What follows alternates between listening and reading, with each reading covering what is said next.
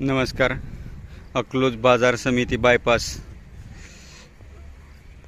घोड्यांचा बाजार भरायला सुरुवात झालेली आहे.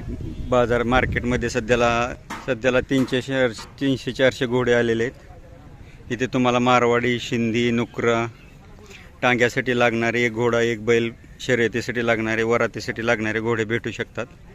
तर एक वेळ अवश्य बाजारला भेट द्या. दरवर्षी कार्तिकी वारीनिमित्त इथं बाजार भरतो. याच्यासाठी हे हरियाणा, पंजाब, राजस्थान, गुजरातमधून येत असतात.